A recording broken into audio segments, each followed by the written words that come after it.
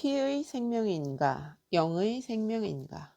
육체의 생명은 피에 있음이라. 내가 이 피를 너희에게 주어 제단에 뿌려 너희의 생명을 위하여 속죄하게 하였나니, 생명이 피에 있으므로 피가 죄를 속하느니라. 모든 생물은 그 피가 생명과 일체라. 그러므로 내가 이스라엘 자손에게 이르기를 너희는 어떤 육체의 피든지 먹지 말라 하였나니, 모든 육체의 생명은 그것의 피인즉 그 피를 먹는 모든 자는 끊어지리라. 레위기 17장 전체를 읽어보면 하나님께서 이스라엘 자손들에게 육체의 생명이 피에 있다고 2번에 걸쳐 말씀하고 계시는 것을 발견할 것입니다. 이는 곧 몸이 그 안에 있는 피의 능력에 의해서 살아있다는 뜻입니다. 이것이 하나님께서 피를 흘리게 하는 것이 생명을 빼앗는 것과 같다고 말씀하셨던 이유입니다. 의사들도 같은 말을 하곤 합니다. 그런데 세상은 새로운 발견을 하고 있습니다. 피보다 높은 그 어떤 것에 의해 생명이 지탱되는 새로운 종류의 사람들을 발견한 것입니다. 그렇습니다. 구약에 속한 사람들은 피가 생명을 지탱했지만 그리스도 안에 있는 새로운 피조물에게는 더 높은 법칙이 작동하고 있습니다. 사도 요한은 예수님에 대해 기록하면서 영접하는 자, 곧 그 이름을 믿는 자들에게는 하나님의 자녀가 되는 권세를 주셨으니, 이는 혈통으로나 육정으로나 사람의 뜻으로 나지 아니하고 오직 하나님께로부터 난 자들이니라 라고 말했습니다. 우리는 피로부터 태어나지 않았으므로 피에 의해 지탱될 수 없습니다. 우리는 영적인 재탄생을 경험했습니다. 우리의 영 안에 있는 새 생명은 피를 의지하지 않습니다. 우리는 하나님의 영에 의해 태어났으며 우리의 영 안에 있는 이 생명은 우리의 몸에 영향을 끼치고 있습니다. 우리의 몸이 더 이상 그 안에 흐르는 피에 의지할 필요가 없을 정도로 말입니다. 예수님의 믿음으로 말미암아 사는 것. 내가 그리스도와 함께 십자가에 못 박혀 있으나 그럼에도 불구하고 사노라. 그러나 내가 아니요 그리스도께서 내 안에 사시느니라. 나는 지금 내가 육체 안에 사는 삶을 나를 사랑하사 나를 위해 자신을 주신 하나님의 아들의 믿음으로 사노라. 이는 예수님께서 십자가에 못 박혔을 때 우리가 그분과 함께 십자가에 못 박혔다는 뜻입니다. 예수님께서는 자신을 위해 십자가에 가신 것이 아닙니다. 그분은 우리를 위해서 십자가에 못 박히셨습니다. 예수님께서는 우리의 잘못에 대한 책임을 지심으로써 우리를 위해 죽으신 후 새로운 종류의 생명을 가지고 다시 일으켜지셨습니다. 그리고 우리가 지금 몸 안에서 사는 삶은 하나님의 아들의 믿음으로 말미암은 것입니다. 이것이 인간의 이해를 넘어서는 것입니다. 바울은 내가 그리스도와 함께 십자가에 못 박혀 있으나 그럼에도 불구하고 나는 살아있노라 라고 말했습니다. 즉 내가 이미 죽었지만 나는 살아있는데, 그러나 내가 아니요 내 안에 그리스도께서 사신다는 뜻입니다. 나는 더 이상 당신이 겉으로 보는 육신의 생명으로 살지 않습니다. 이제 내가 육신 안에서 사는 삶은 하나님의 아들의 믿음으로 사는 것입니다. 이것은 나는 나의 믿음으로 말미암아 삽니다 라고 말하는 것과는 다릅니다. 당신의 믿음이 아니라 하나님의 아들의 믿음으로 사는 것입니다. 이것이 무슨 의미일까요? 당신은 하나님의 아들의 믿음에 대해서 생각해 본 적이 있습니까? 하나님의 아들의 믿음이란 무엇이었을까요? 그분의 믿음은 부활 생명을 믿는 믿음이었습니다. 그리고 그 부활 생명은 피에 의지하지 않고 영원한 생명의 능력에 의지합니다. 그러므로 우리는 더 이상 피로 말미암아 산다고 말하지 않습니다. 신약에 속한 우리의 생명은 피에 있지 않습니다. 피의 생명은 옛 생명입니다. 예수님께서 십자가에 못 박히시기 전까지는 피에 의해 살고 있었습니다. 그러나 지금 우리가 육신 안에서 사는 생명은 우리를 사랑하시어 우리를 위해 자신을 내어주신 하나님의 아들의 믿음으로 말미암아 사는 것입니다. 당신이 이 사실을 이해할 때 질병은 과거의 것이 될 것입니다. 또 이르시되 너희는 온 천하에 다니며 만민에게 복음을 전파하라. 믿고 세례를 받는 사람은 구원을 얻을 것이요 믿지 않는 사람은 정죄를 받으리라. 믿는 자들에게는 이런 표적이 따르리니 곧 그들이 내 이름으로 귀신을 쫓아내며 새 방언을 말하며 뱀을 집어 올리며 무슨 독을 마실지라도 해를 받지 아니하며 병든 사람에게 손을 얹은 즉 나으리라 하시더라. 마가복음 16장 17절에서 예수님께서 흥분되는 말씀을 하십니다. 믿는 자들에게는 이런 표적이 따르리니 곧 그들이 내 이름으로 귀신을 쫓아내며 새 방언을 말하며. 우리는 항상 이것이 약속이라고 생각해 왔습니다. 그러나 이것은 약속도 아니요 예언도 아닙니다. 예수님께서는 이 말씀을 통해 제자들에게 비밀을 보여주셨습니다.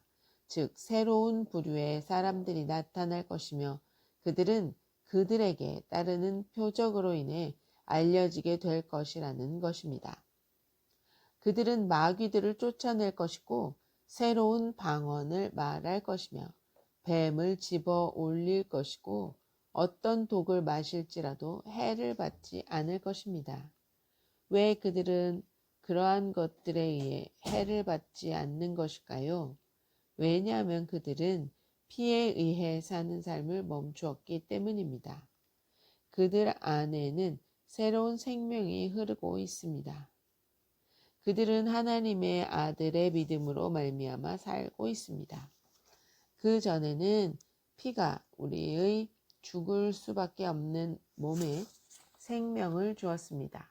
하지만 이제는 성령님께서 우리 안에 사시며 우리의 죽을 수밖에 없는 몸에 생명을 주십니다.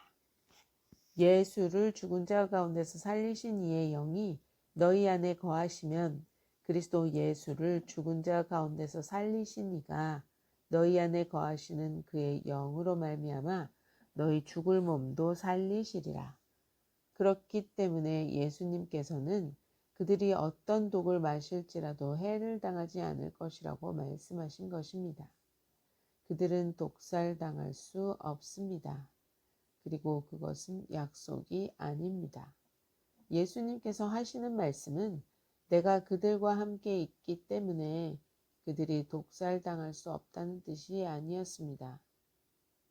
그렇습니다. 당신이 독을 마실지라도 그것이 당신에게 권세를 행사할 수 없다는 것이 핵심인 것입니다.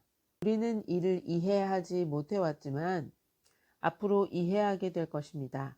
왜냐하면 성경이 의인은 그의 지식으로 말미암아 구원을 얻느니라 라고 말하기 때문입니다. 하나님께서는 내 백성이 지식이 없으므로 망하는도다 라고 말씀하셨습니다. 멸망과 고통이 같은 것을 의미합니다. 하나님의 백성은 지식이 없음으로 인해 고통을 당합니다. 그들은 계속해서 고통과 질병과 가난 가운데 있습니다. 왜입니까? 지식이 없기 때문입니다. 하지만 하나님의 말씀을 아는 지식이 인간의 영을 장악할 때 새로운 무언가가 일어납니다. 당신은 새로운 방식으로 걷기 시작하며 사람들은 당신에게 무슨 일이 일어났는지 궁금해할 것입니다. 당신은 더 이상 다른 사람들처럼 의심과 불신과 결핍의 언어를 말하지 않습니다. 당신은 당신의 몸과 가정에 오직 생명만을 말합니다. 당신은 마귀에게서 온 질병을 인정하지 않고 오히려 질병을 쫓아내며 예수의 이름으로 떠나라고 명령합니다. 성경이 사랑하는 자들아, 우리가 지금은 하나님의 자녀라. 장래에 어떻게 될지는 아직 나타나지 아니하였으나 그가 나타나시면 우리가 그와 같을 줄을 아는 것은 그의 참모습 그대로 볼 것이기 때문이니 라고 말하는 것은 당연한 일입니다. 만일 너희 속에 하나님의 영이 거하시면 너희가 육신에 있지 아니하고 영에 있나니 누구든지 그리스도의 영이 없으면 그리스도의 사람이 아니라. 우리의 마음을 흥분시키는 다음의 구절을 보십시오. 또 그리스도께서 너희 안에 계시면 몸은 죄로 말미암아 죽은 것이나 영은 의로 말미암아 살아있는 것이니라. 즉 그리스도께서 당신 안에 거하시면 몸은 당신을 지배하기를 멈춘다는 뜻입니다.